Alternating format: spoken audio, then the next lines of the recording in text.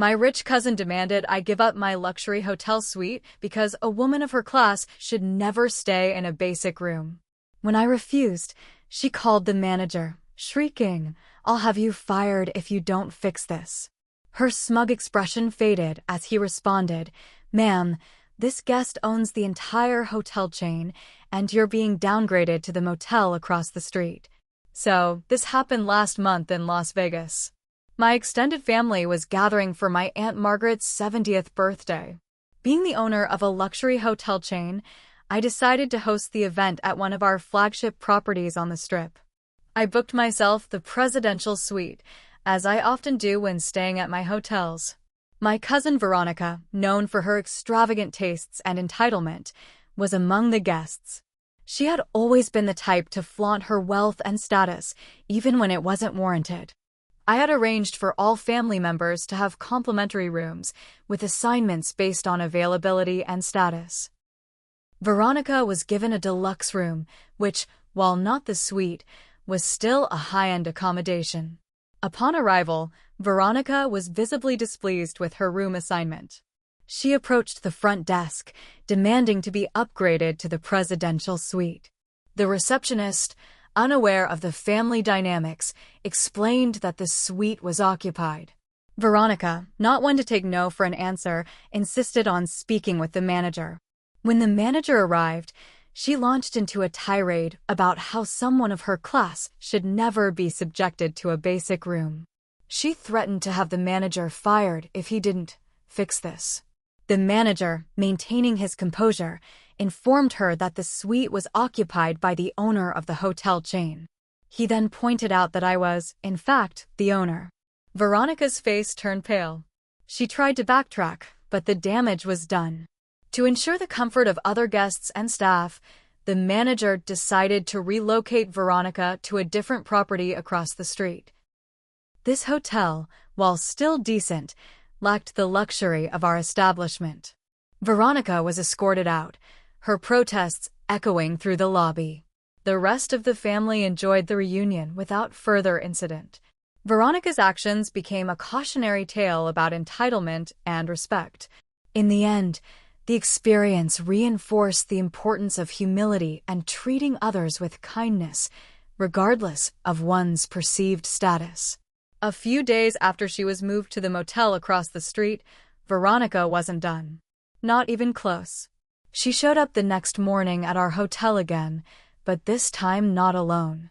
She had a man with her, sleek suit, gold cufflinks, fake smile. Introduced him as her legal advisor. I was sitting in the lounge with my morning coffee when I saw her approach the front desk like she owned the place. She pointed at me from across the room like I was a piece of trash to be taken out. Her so-called lawyer started loudly saying things about wrongful eviction, damaged reputation, discrimination. The lobby was full of guests. All eyes on me. The staff looked uncomfortable. I walked over. Told them both flatly, "You're disrupting guests. You need to leave." Veronica, arms crossed, goes, "You think you can just humiliate me and get away with it?" Her lawyer stepped forward, pulled out some papers. "You'll be hearing from us." I looked at the paperwork. Total nonsense. Not even properly filled out. No letterhead, no bar number. Guy probably wasn't even a real lawyer. So I asked him directly, "Where's your license from?" He stammered. I raised an eyebrow. He turned and left without a word. Veronica stayed behind, red-faced, yelling that she was going to expose me and destroy my reputation. Security escorted her out. Again. 2 days later, someone left a 1-star review on every hotel in my chain. Different names, same wording. The owner mistreats women. Rude. Arrogant. Don't stay here. Fake reviews. Easily traced. We flagged and reported them. I had IT trace the IP addresses. 3 of them led back to the motel where Veronica was staying. At this point, I was done playing nice. Instead of confronting her, I had our legal team prepare a cease and desist order. Sent it over that evening, hand-delivered. She signed for it, acting like she didn't care. But I know she read every word. The next morning, My assistant told me Veronica had requested to meet. I said no. Let her sweat. But it didn't end there. That night at the family dinner, she showed up anyway. Hair perfect, makeup heavy, wearing a dress that looked like she was going to a red carpet event, not a backyard gathering. She walked in like nothing happened. People went silent. She sat down across from me. I just want to talk, she said, fake sweet. No thanks, I replied. Then she looked around at everyone and said, so he threw me out of his hotel. Treated me like dirt. And all of you are just okay with that? Nobody said a word. Not even her mother. She got up and left after that. But the look in her eyes told me this wasn't over. And I was right. 3 days later, I found out someone tried to file a formal complaint with the corporate office under my name, accusing one of my top managers of inappropriate conduct. Anonymous tip. Except they used a fake email tied to a burner phone. Guess who bought the phone? Yep. Surveillance footage showed Veronica at the store buying the prepaid phone, wearing a scarf and sunglasses like she was in a bad movie. We caught her. Again. I could have pressed charges. I could have made a huge deal out of it. But I waited. Watching. Planning. Because she wasn't done, and neither was I. A week passed. Things seemed to calm down.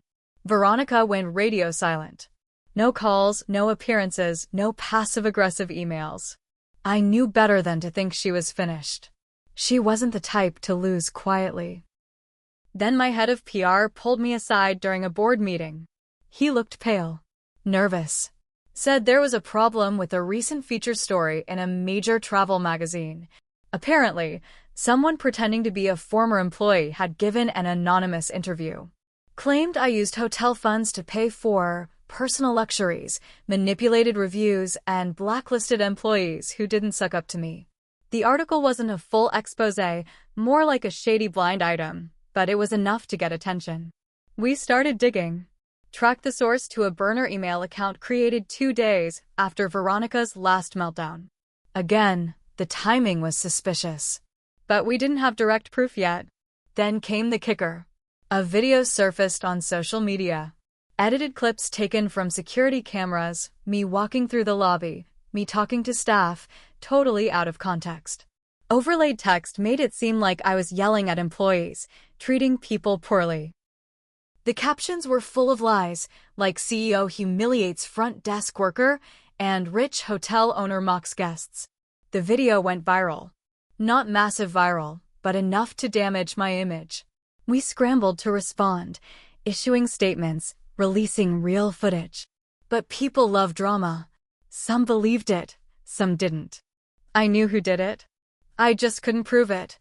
I flew to LA to meet with a reputation management team. During the trip, my personal assistant Leah called and said, "You need to hear this." She forwarded a voicemail that was accidentally left on her line. It was Veronica, talking to someone, not realizing she'd called. She was laughing. He thinks he's untouchable. Let's see how he handles losing control. Next stop? Tax audit. I know people. I had the audio. It wasn't everything I needed, but it was something. And it got worse. Later that day, my finance department alerted me to some strange emails sent from my address. Requests to transfer large amounts of funds to an offshore account. The IT team confirmed it wasn't me. Someone had cloned my email. Hacked it. They traced the login attempt back to a public Wi-Fi hotspot near the motel Veronica had been staying at. Same area as the burner phone purchase. Too many coincidences. This time, I didn't wait. I contacted my legal team, and we went straight to law enforcement. Identity fraud, cybercrime, defamation. There were multiple angles now. But even with all that, part of me still didn't feel like I'd seen the last twist. Then came the letter. Handwritten. Delivered to my office without a return address. It was from Veronica. She wrote that she was sorry. Not the usual fake sorry, either. The tone was different. Raw. She said she'd been struggling, in debt, trying to keep up an image she couldn't afford. That she'd made mistakes. That she was desperate. That she thought she could scare me into giving her the sweet, and when that didn't work, she spiraled. She admitted some things. Never all, but enough to know she was involved. She ended it with, "You won. You always win. But this time it's going to cost you something too." That last line chilled me. I didn't know what she meant. Not yet. A few days after I got her letter, the IRS contacted me. An agent wanted to schedule an audit. Random, they said. Sure. I wasn't worried. I run a tight ship. Everything is legal, clean, documented. But the timing was no accident. I didn't need a full investigation to guess where that audit suggestion came from. Veronica really did know someone. The audit took time. It was stressful, annoying, expensive. My lawyers had to pull full reports. My accountants were up all night checking years of records. But in the end, we were cleared. No fines, no issues. Just wasted time and energy. That was when I realized this wasn't about money or rooms anymore. This was about making me pay, piece by piece. The sweet was just the start. She hated that I was successful, and she wasn't.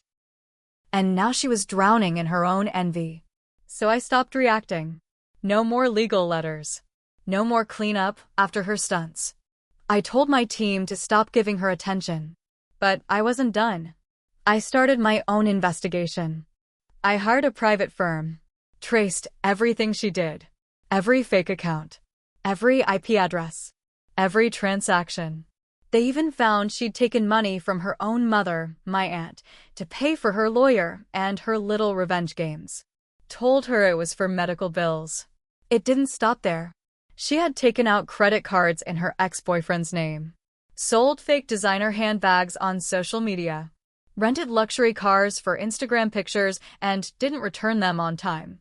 She was living a full fantasy and burning everyone around her to keep it going. I had everything documented, so I called Aunt Margaret. I showed her the files. I didn't want to hurt her, but I needed her to know the truth. She cried. Said she'd already suspected, but didn't want to believe her daughter could do all this. And that was when I made the decision. I didn't press charges. I leaked it. The private firm dropped every document into the hands of 3 different people: a reporter at a financial news blog, a friend who ran a popular YouTube commentary channel, and a business influencer who exposed scams. They ran with it. Hard. Veronica's name was everywhere. Fake socialite scams family and internet for clout. Cousin of hotel tycoon caught in web of lies. Her face was in thumbnails. Her voice, those voicemails, that Instagram story bragging about teaching a lesson to a hotel owner were looped in reaction videos with millions of views. People were laughing at her, calling her delusional, cruel, desperate. Brands she tried to work with in the past issued statements distancing themselves. Old friends dropped her. Her social media accounts went silent. No new posts. No stories. Just a long, drawn-out disappearance. And still, I waited. Because I knew the final blow was coming. A month later, I got a letter from Aunt Margaret. Handwritten, like Veronica's. But this one was different. She said she was cutting Veronica off. No more money. No more bailing her out. She was selling her condo and moving closer to her sister in Arizona to get away from all of it. She thanked me not for ruining her daughter, but for showing her the truth. That was when I realized how far this went. Veronica didn't just lose a hotel room. She lost everything she'd built on lies. Her image, her influence, her family, and me. I did make a mistake. I should have shut it down sooner. I thought being polite would work. That she'd embarrass herself and walk away. But entitlement doesn't stop when it hits a wall. It claws at it, scrapes under it, tunnels through. I let her dig too deep.